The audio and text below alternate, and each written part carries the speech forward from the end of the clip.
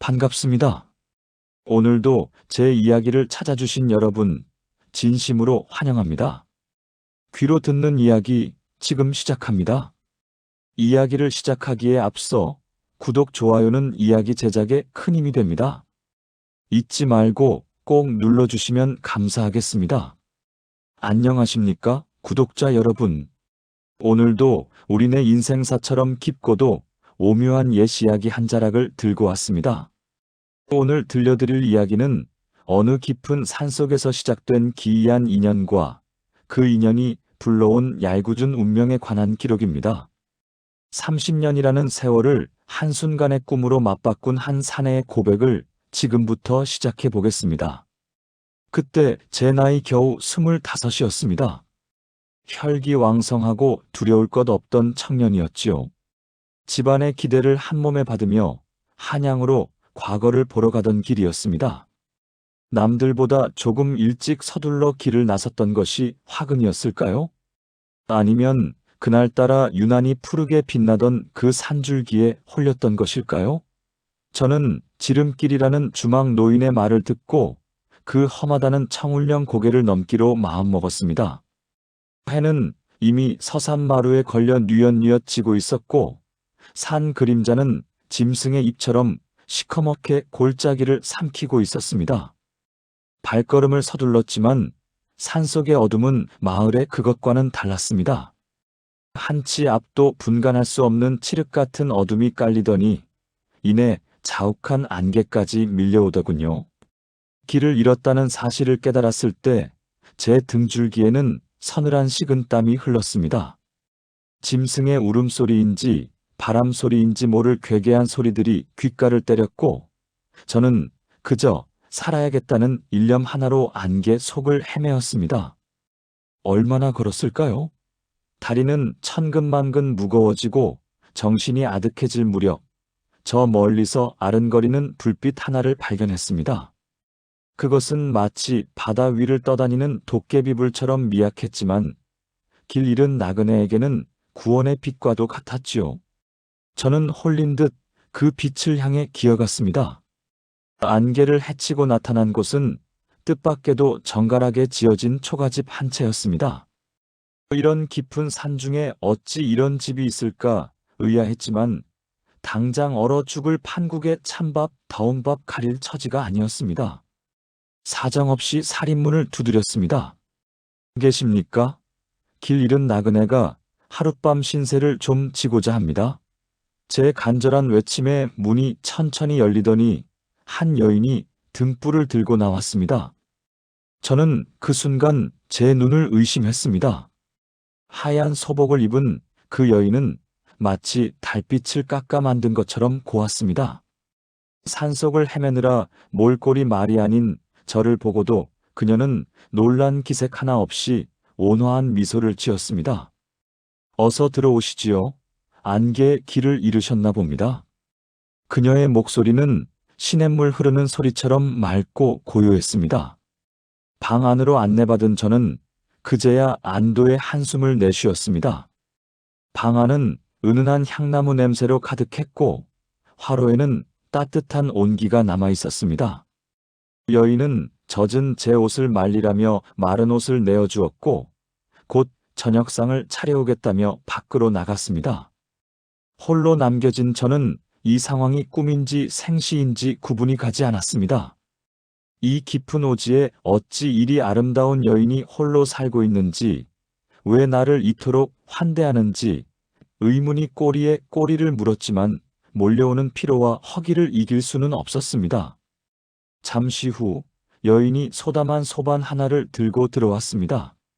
상 위에는 김이 모락모락 나는 흰 쌀밥 한 그릇과 이름 모를 산나물들, 그리고 투명한 빛깔을 띠는 국 한 사발이 놓여 있었습니다. 시장기가 도진 저는 염치불구하고 숟가락을 들었습니다. 그런데 그 음식의 맛이 참으로 기묘했습니다. 입에 넣는 순간 달콤하면서도 알싸한 향취가 온몸으로 퍼져나가는 기분이었지요. 특히 그 국물은 한 모금 마실 때마다 가슴 깊은 곳이 뜨거워지며 정신이 몽롱해지는 듯 했습니다. 여인은 제가 먹는 모습을 물끄러미 바라보며 말했습니다. 천천히 드셔요. 이 음식은 산의 기운을 담아 만든 것이니 나그네님의 고단함을 씻어줄 것입니다. 저는 허겁지겁 그릇을 비웠습니다. 마지막 국물 한 방울까지 들이켜고 나니 갑자기 참을 수 없는 졸음이 쏟아지기 시작했습니다. 눈꺼풀이 천근만근 무거워지고 온몸에 힘이 풀리며 방바닥으로 쓰러지듯 누웠습니다. 멀어지는 의식 속에서 여인의 나지막한 노랫소리가 들려왔습니다. 자장가 같기도 하고 무언가 주문 같기도 한 그 소리를 들으며 저는 깊은 어둠 속으로 빠져들었습니다. 꿈을 꾸었습니다. 계절이 수십 번 바뀌고 산천 초목이 피고 지는 풍경이 파노라마처럼 눈앞을 스쳐 지나갔습니다. 저는 그 꿈속에서 나비가 되어 산을 넘기도 하고 큰 나무가 되어 비바람을 견디기도 했습니다. 기이하게도 그 시간들이 너무나 생생해서 마치 제가 진짜 그 존재가 된 것만 같았지요. 하지만 그 꿈의 끝에는 항상 그 여인의 미소가 있었습니다. 그녀는 제 머리를 쓰다듬으며 아직은 때가 아니니 더 깊이 잠들라고 속삭이곤 했습니다. 그러다 어느 순간 눈을 떴습니다. 창틈으로 비치는 햇살이 눈부시게 따가웠습니다. 저는 기지개를 켜며 자리에서 일어났습니다.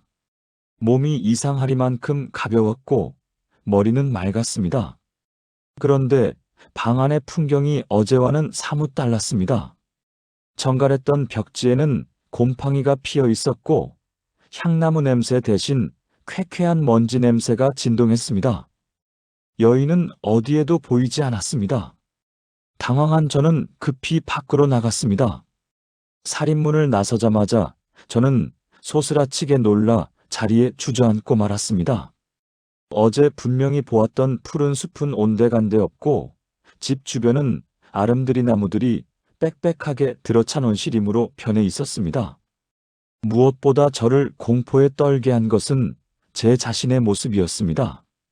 소매 밖으로 드러난 제 손등은 거칠고 주름진 노인의 그것이 아니었지만 제가 입고 있는 옷은 이미 사가 문드러져 너덜거리고 있었습니다. 허겁지겁 산을 내려오기 시작했습니다. 그런데 제가 알던 길이 아니었습니다.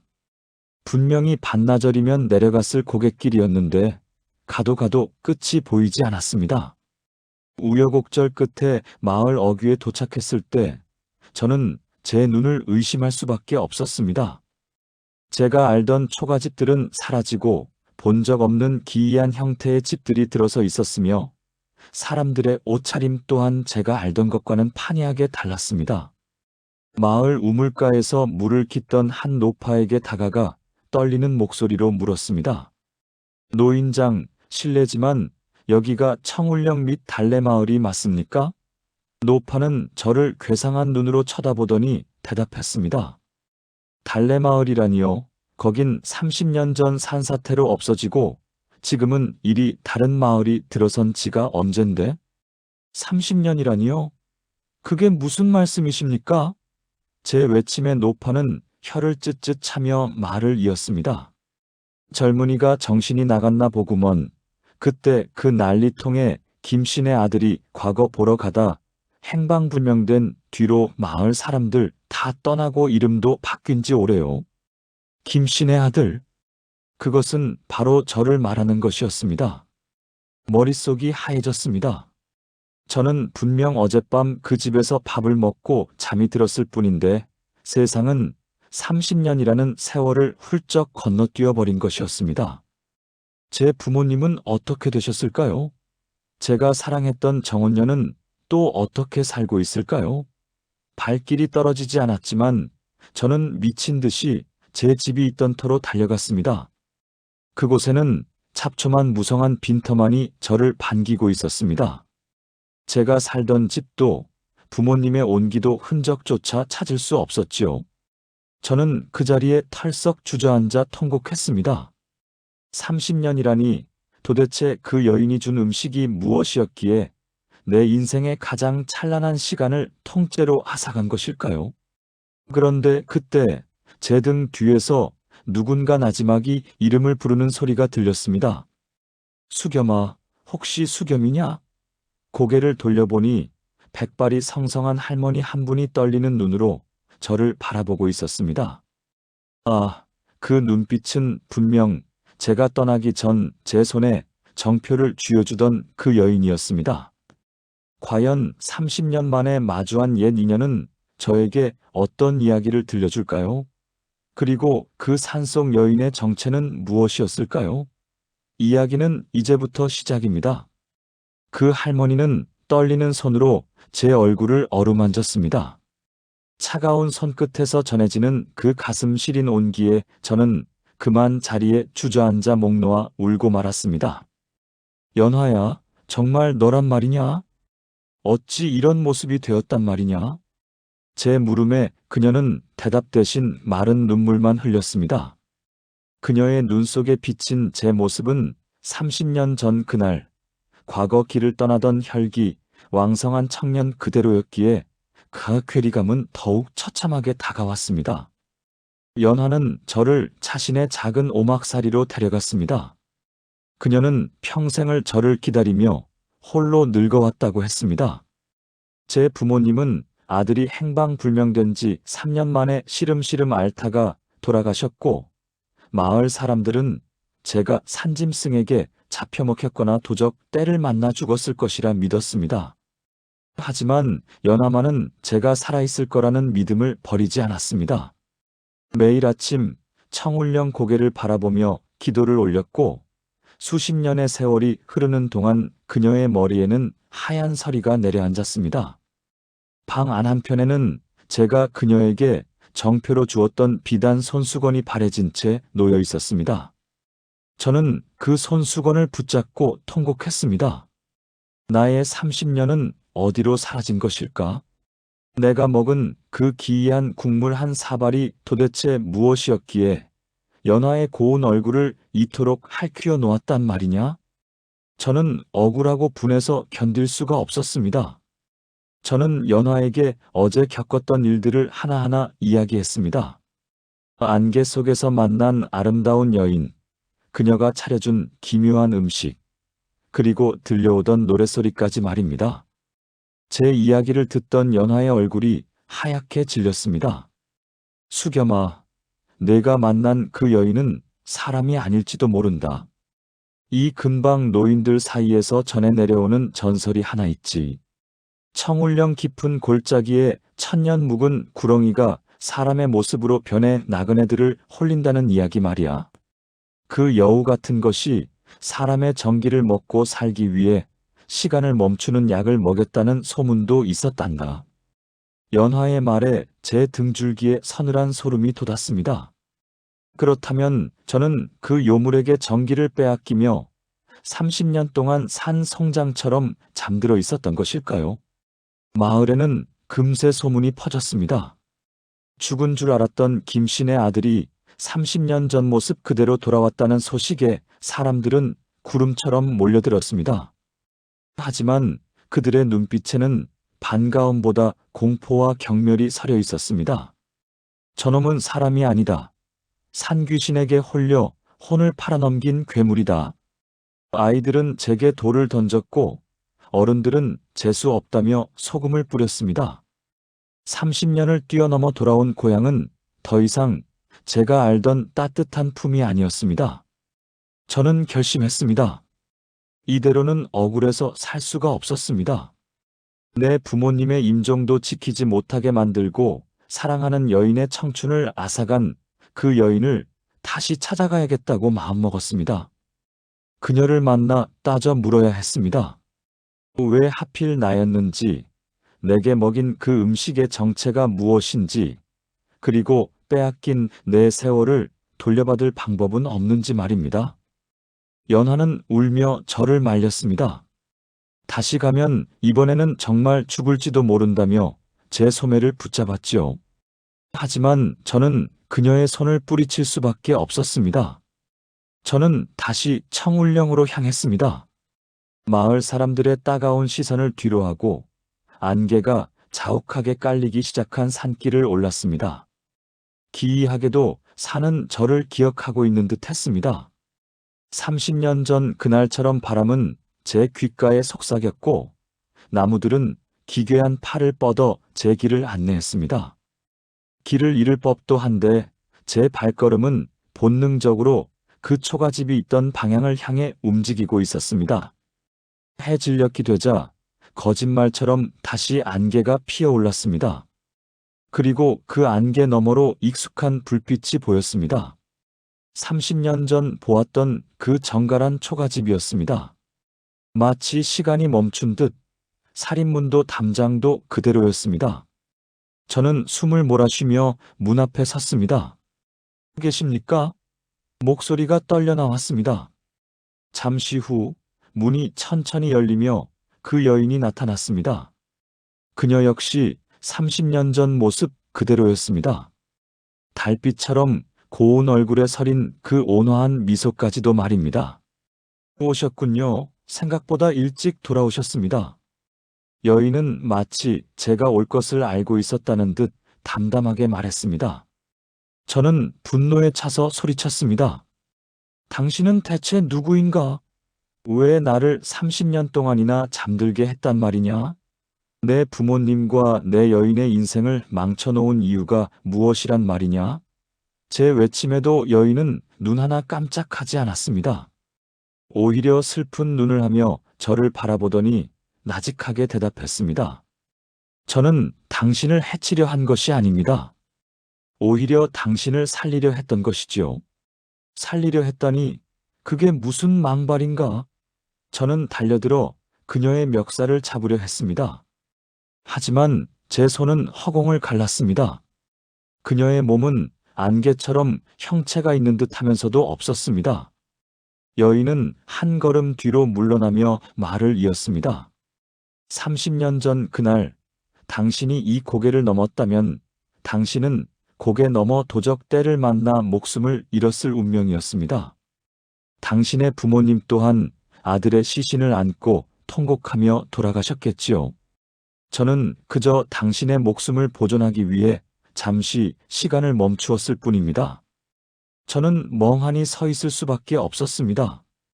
죽을 운명을 피하게 해주었다니 그렇다고 해서 30년이라는 세월을 통째로 앗아가는 것이 정당하단 말입니까?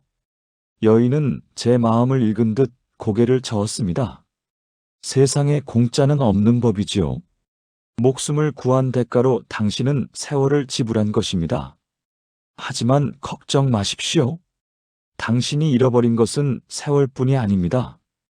당신은 그 30년 동안 보통 사람은 가질 수 없는 특별한 힘을 얻게 되었으니까요.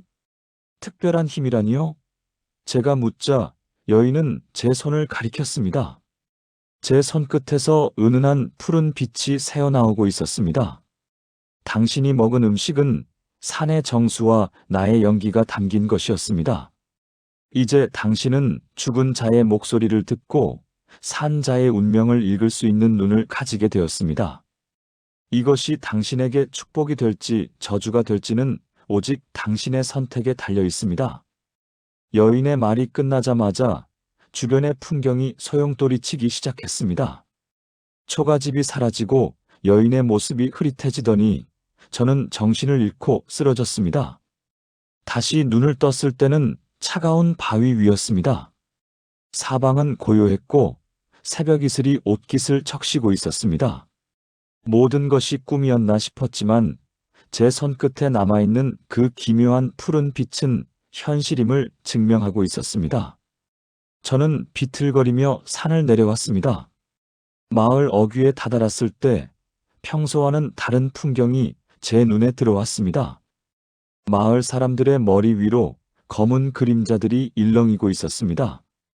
어떤 이에게는 짙은 안개처럼, 어떤 이에게는 날카로운 칼날처럼 보였습니다.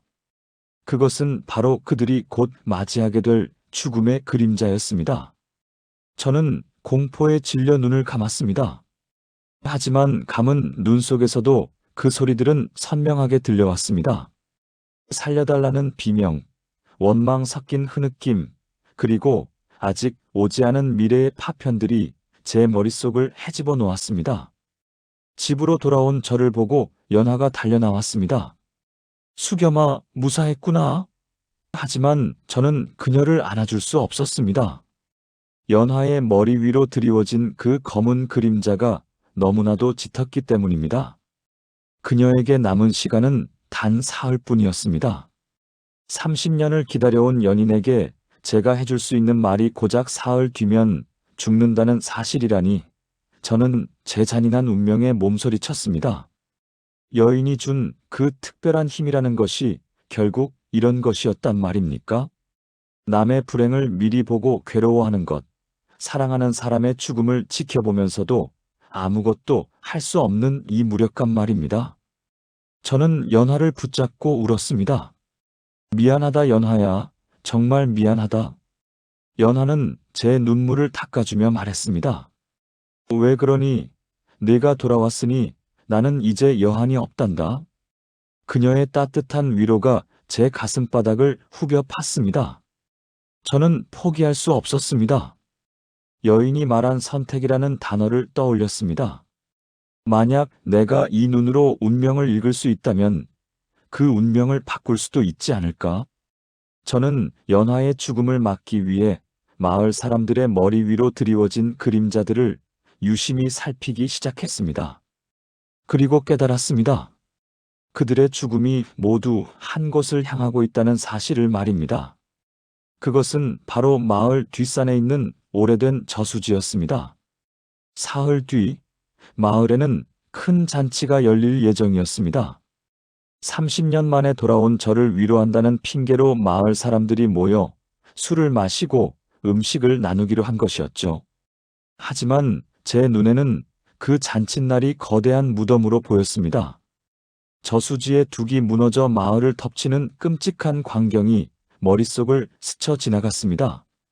저는 사람들에게 알리려 뛰어다녔습니다. 잔치를 열면 안 됩니다. 당장 산 위로 대피해야 합니다. 저수지가 무너질 것입니다. 하지만 사람들은 제 말을 듣지 않았습니다. 괴물이 미치기까지 했다며 비웃기만 했지요. 심지어 연하조차도 제 말을 믿어주지 않았습니다. 수겸아, 피곤해서 헛것을 본 모양이구나. 잔치 준비로 바쁜 사람들을 방해하지 말고 좀 쉬렴. 저는 미칠 것만 같았습니다. 이제 제게 남은 시간은 단 하루뿐이었습니다. 이 마을 전체가 물에 잠기고 연하가 싸늘한 주검이 되는 것을 그냥 보고만 있어야 한단 말입니까? 저는 다시 그 산속 여인을 떠올렸습니다. 그녀라면 방법을 알고 있을지도 모릅니다. 아니, 그녀가 이 모든 상황을 설계한 것일지도 모른다는 의심이 들었습니다.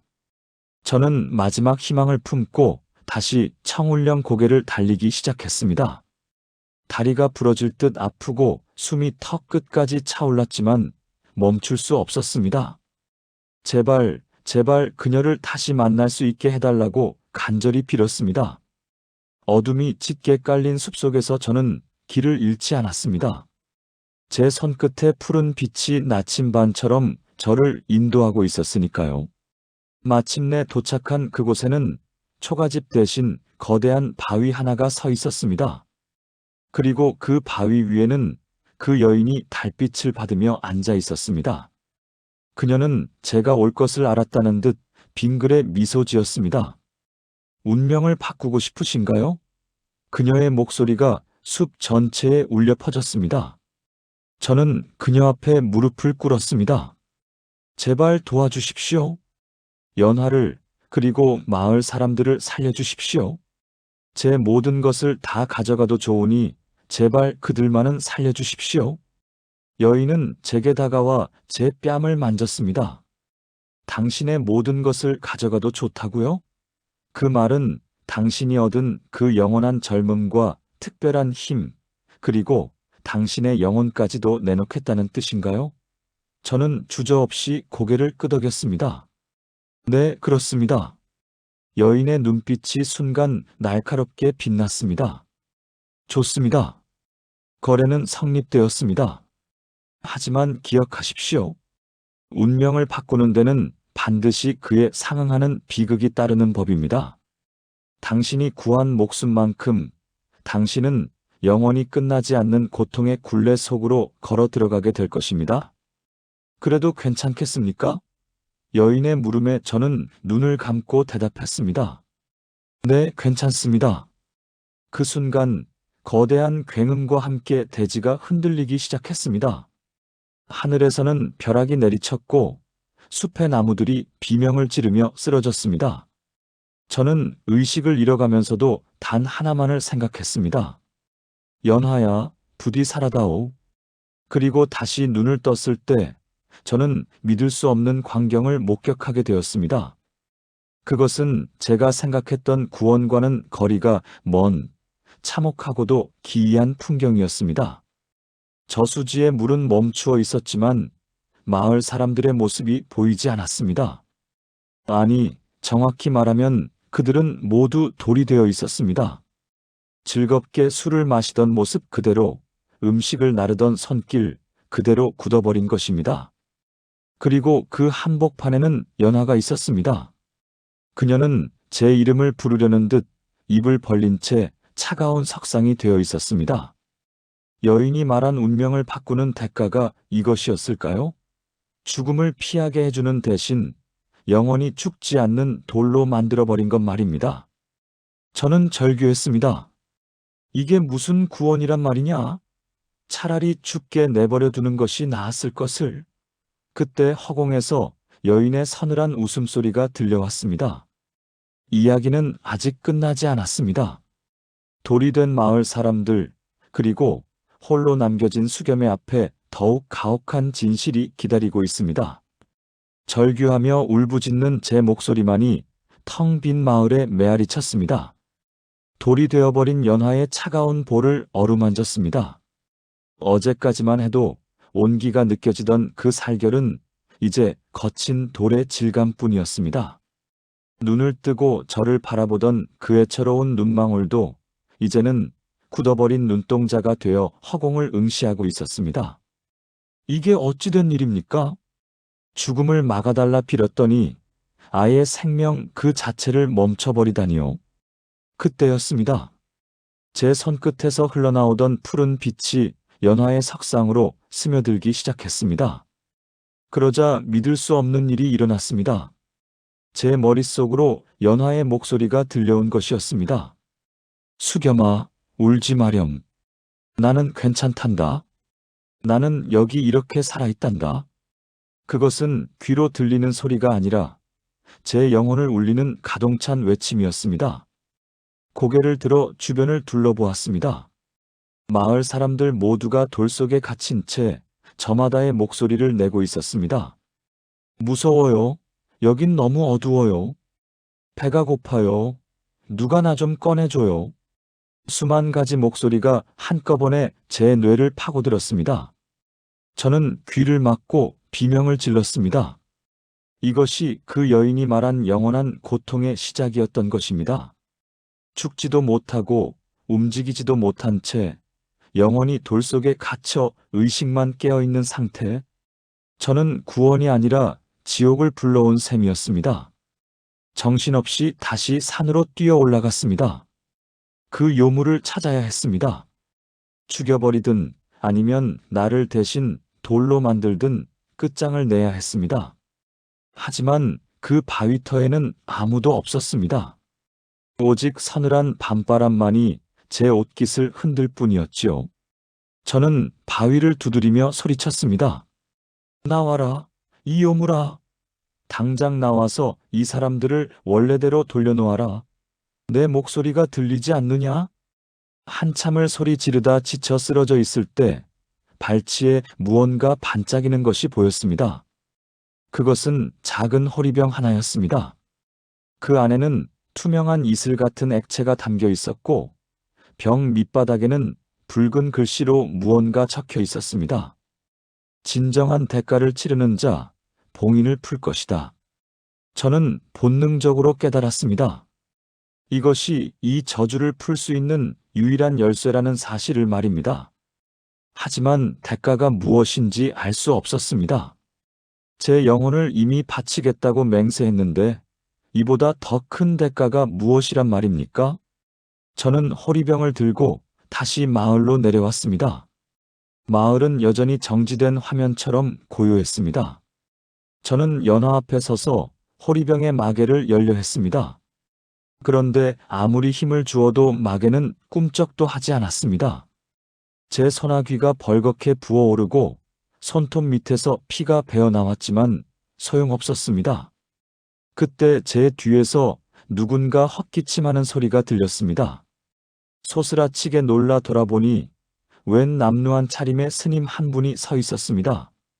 스님은 돌이 된 마을 사람들을 보며 슬픈 표정을 짓고 있었습니다. 인과응보라더니 기어이 이런 사달이 났구먼. 저는 스님의 바짓가랑이를 붙잡고 매달렸습니다. 스님, 제발 도와주십시오. 이 저주를 풀 수 있게 도와주십시오. 스님은 저를 가만히 내려다보더니 나직하게 말했습니다. 보시게, 자네가 만난 그 여인은 산의 정령이 아니라 이 산에 맺힌 수만 년의 원한이 뭉쳐진 원규라네. 그녀는 사람의 정기를 먹고 사는 것이 아니라 사람의 절망을 먹고 힘을 키우지. 자네의 그 갸륵한 마음을 이용해 마을 전체를 자신의 장난감으로 만든 것이야. 저는 가슴이 무너져 내렸습니다. 그럼 방법이 없는 것입니까? 저 사람들은 영원히 저렇게 돌로 살아야 합니까? 제 물음에 스님은 제가 들고 있는 호리병을 가리켰습니다. 그 병 안의 액체는 생명수라네. 하지만 그것을 마개 밖으로 나오게 하려면 자네가 가진 그 30년의 젊음을 돌려주어야 하네. 자네가 다시 노인이 되어 죽음을 맞이할 때 비로소 저들의 봉인이 풀릴 것이야. 30년의 젊음. 제가 유일하게 가진 것이자 그 여인에게 받은 기묘한 선물이었습니다. 만약 제가 그것을 포기하면 저는 당장 30살이 아닌 60살의 노인이 되어 죽음의 문턱에 서게 될 것입니다. 연하는 다시 젊어지겠지만 저는 그녀 곁에 남을 수 없게 되는 것이지요. 저는 연하의 석상을 바라보았습니다. 그녀의 영혼은 지금도 제게 가지 말라고, 내 곁에 있어 달라고 울먹이고 있었습니다. 저는 잠시 고민했습니다. 내가 죽어서 저들을 살리는 것이 옳은가, 아니면 이대로 영원히 그들의 목소리를 들으며 괴물로 살아가는 것이 옳은가. 하지만 연하의 눈에서 흐르지 못한 눈물의 자국을 본 순간 저는 결심했습니다. 제 젊음은 원래 제 것이 아니었습니다. 억지로 붙들고 있던 30년의 세월을 이제는 주인에게 돌려주어야 할 때였습니다. 저는 스님에게 물었습니다. 어떻게 하면 제 젊음을 돌려줄 수 있습니까? 스님은 제 손을 잡고 호리병 위에 올렸습니다.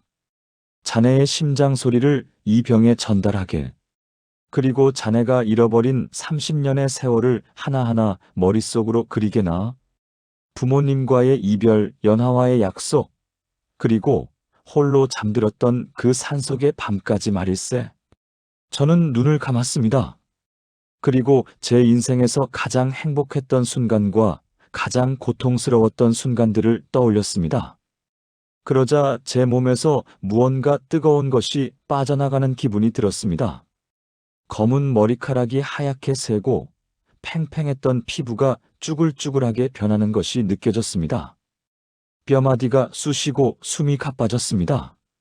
하지만 이상하게도 마음만은 그 어느 때보다 평온했습니다. 마침내 펑 하는 소리와 함께 호리병의 마개가 솟구쳐 올랐습니다. 그 안에서 눈부신 빛의 물줄기가 뿜어져 나와 마을 전체를 덮었습니다. 돌들이 부서지는 소리가 산천을 진동했습니다.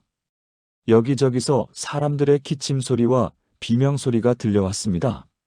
생명의 기운이 마을에 다시 돌기 시작한 것입니다. 저는 흐릿해지는 눈으로 연하를 보았습니다. 그녀의 피부에 생기가 돌고 굳었던 입술이 떨리기 시작했습니다. 수겸아, 수겸아. 그녀가 저를 부르는 소리가 들렸습니다. 하지만 저는 더 이상 그녀의 부름에 대답할 힘이 없었습니다. 제 몸은 이미 백발의 노인이 되어 쓰러져 가고 있었으니까요. 연하는 깨어나자마자 제게 달려왔습니다. 하지만 그녀가 본 것은 30년 전의 정혼자가 아니라 당장이라도 숨이 넘어갈 듯한 노인이었습니다. 연하는 저를 알아보지 못했습니다. 이 노인장은 누구신데 나를 보며 울고 계시나요? 우리 수겸이는 어디 있나요? 그녀의 질문에 가슴이 찢어질 듯 아팠지만 저는 그저 미소 지을 수밖에 없었습니다. 제가 누군지 알면 그녀가 평생을 죄책감 속에 살게 될 테니까요. 저는 마지막 힘을 다해 그녀의 손을 꼭 잡았습니다. 그리고 제 손가락에 끼워져 있던 낡은 가락지 하나를 그녀의 손바닥에 쥐어주었습니다. 그것을 본 연하의 눈이 휘둥그레졌습니다. 이것은 제가 수겸이에게 준 가락지인데. 노인장, 당신은 누구십니까? 제발 말해 주십시오. 저는 대답 대신 하늘을 보았습니다. 노을이 지는 하늘 너머로 그 산속 여인의 환영이 보이는 듯 했습니다. 그녀는 슬픈 표정으로 저를 내려다보며 고개를 끄덕였습니다. 그래, 이것이 내가 선택한 최후로구나. 제 의식이 점점 멀어져 갔습니다. 연하의 통곡 소리가 귓가를 맴돌았지만 제 영혼은 이미 가벼워져 하늘로 솟아오르고 있었습니다. 그런데 그때 제 시야에 이상한 광경이 포착되었습니다. 마을 사람들은 살아났지만 그들의 그림자가 예전과는 달랐습니다. 그들의 그림자 속에는 작은 뱀들이 꿈틀거리고 있었습니다. 그리고 연하의 그림자 속에는 가장 거대한 구렁이의 형상이 도사리고 있었지요. 이게 어찌된 일일까요? 저주가 풀린 것이 아니었단 말입니까? 아니면 제가 치른 대가가 부족했던 것일까요? 저는 죽음의 문턱에서 다시 한번 공포에 휩싸였습니다. 그 여인은 처음부터 저를 살려줄 생각이 없었던 것입니다. 이 마을 전체를 자신의 영원한 먹잇감으로 삼기 위해 저를 이용한 것이었지요. 저는 눈을 감을 수 없었습니다. 이대로 죽을 수는 없었습니다. 제 영혼은 육신을 떠나려다 말고 다시 썩어가는 육체 속으로 비집고 들어갔습니다. 으악! 저는 무덤가에서 깨어난 송장처럼 비명을 지르며 상체를 일으켰습니다. 제 주변을 둘러싼 마을 사람들과 연하가 공포에 질려 뒤로 물러났습니다. 하지만 제 몸은 이미 예전의 인간이 아니었습니다. 제 피부는 비늘처럼 딱딱해져 있었고 눈동자는 세로로 찢어져 빛나고 있었습니다. 산속 여인의 정기가 제 몸에 남은 30년의 세월과 결합하여 저를 반인반수의 괴물로 만들어버린 것입니다. 저는 연하를 바라보았습니다. 이제 제 눈에는 그녀의 아름다운 얼굴 대신 그녀의 심장을 갉아먹고 있는 시커먼 욕망의 덩어리가 보였습니다. 저는 깨달았습니다. 진정한 싸움은 이제부터 시작이라는 것을요. 저는 인간으로서의 삶을 포기하는 대신 이 마을을 지키는 수호신이자 동시에 저주받은 괴물로서 영원히 이 산을 떠돌아야 하는 운명을 받아들여야 했습니다. 그날 이후 청울령 고개에는 기이한 소문이 돌기 시작했습니다. 보름달이 뜨는 밤이면 백발의 괴물이 나타나 마을을 지키고 그 괴물의 눈을 마주치는 사람은 30년의 세월을 잃어버린다는 이야기 말입니다. 그리고 마을 사람들은 하나둘씩 기괴한 병에 걸려 죽어가기 시작했습니다. 그들의 몸에서는 정체를 알 수 없는 작은 뱀들이 기어나왔지요. 과연 저는 이 저주받은 운명을 끊어낼 수 있을까요? 그리고 제 품에서 죽어가는 연하를 구하기 위해 제가 마지막으로 내던져야 할 것은 무엇일까요? 제 몸이 비늘로 덮이고 눈동자가 짐승처럼 변해버린 그 순간 저는 깨달았습니다. 그 산속 여인이 저를 살려준 것도 마을 사람들을 돌로 만들었다가 다시 풀어준 것도 모두 하나의 거대한 함정이었다는 사실을요. 그녀는 제 순수한 희생심을 비웃으며 저를 가장 추악한 괴물로 만들어 이 산에 영원히 묶어두려 했던 것입니다. 제 몸 안에는 이미 인간의 피 대신 차가운 뱀의 도끼가 흐르고 있었고 제가 숨을 쉴 때마다 주변의 생명들은 시들어갔습니다. 마을 사람들은 저를 피해 달아났습니다. 한때는 과거 급제를 꿈꾸던 촉망받는 청년이었고 억울하게 30년을 뺏긴 가련한 나그네였던 저는 이제 아이들의 울음을 그치게 하는 공포의 대상이 되었습니다. 하지만 저를 더욱 고통스럽게 한 것은 사람들의 시선이 아니었습니다. 제 눈에만 보이는 그 검은 뱀들이었습니다. 마을 사람들의 심장을 옥죄고 있는 그 그림자들이 매일같이 조금씩 그들의 생기를 빨아먹고 있었지요. 연화 역시 예외는 아니었습니다. 그녀의 가슴 속에서 꿈틀대는 그 거대한 구렁이의 환영은 그녀의 남은 수명을 갉아먹으며 비대해지고 있었습니다. 제가 그녀에게 다가가려 하면 그녀는 겁에 질린 눈으로 저를 바라보며 뒷걸음질 쳤습니다. 수겸아, 내가 정말 내가 알던 그 수겸이가 맞느냐? 내 눈 속에는 내가 아는 그 따뜻한 불빛이 보이지 않는구나. 그녀의 떨리는 목소리는 제 가슴에 수천 개의 바늘을 꽂는 것보다 아팠습니다. 저는 결심했습니다. 이 지독한 저주의 고리를 끊어낼 수 있는 방법은 단 하나뿐이었습니다. 그 여인이 준 힘을 다시 그 여인에게 되돌려주는 것. 그리고 이 모든 비극의 시작점인 저 자신을 소멸시키는 것뿐이었지요. 저는 마지막으로 연화의 뒷모습을 눈에 담았습니다. 그녀가 다시 평범한 인간의 삶을 살 수만 있다면 그녀의 기억 속에서 제가 영영 괴물로 남는다 해도 상관없었습니다. 보름달이 유난히 붉게 빛나던 밤, 저는 다시 청운령 꼭대기로 향했습니다. 제 몸은 이제 인간의 걸음걸이보다 뱀의 움직임에 더 익숙해져 있었습니다. 산은 저를 환영하듯 괴기스러운 소리로 울부짖었고 안개는 제 앞길을 막아섰습니다. 하지만 제 의지는 꺾이지 않았습니다. 마침내 도착한 그 바위터, 그곳에는 여전히 그 여인이 달빛 아래서 머리를 빗고 있었습니다.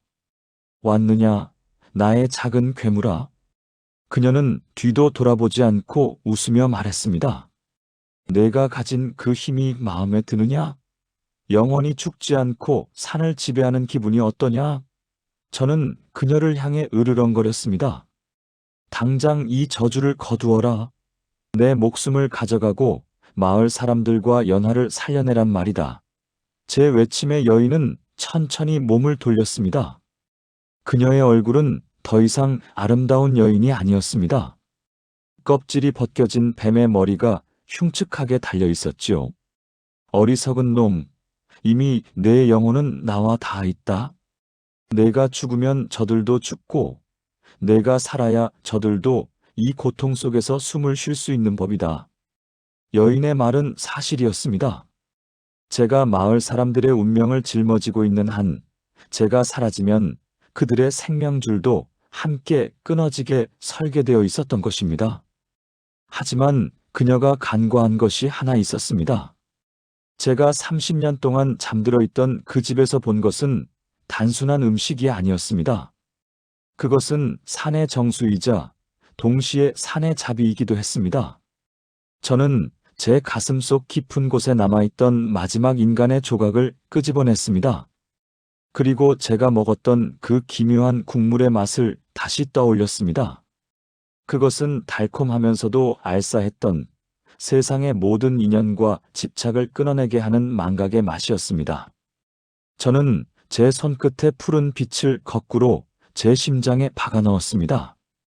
그리고 제가 본 모든 검은 그림자들을 제 몸속으로 강제로 끌어당기기 시작했습니다. 으악! 제 몸이 찢어지는 듯한 고통이 밀려왔습니다. 마을 사람들의 심장에 박혀있던 뱀들이 제 몸으로 옮겨붙으며 저를 뜯어먹기 시작했습니다.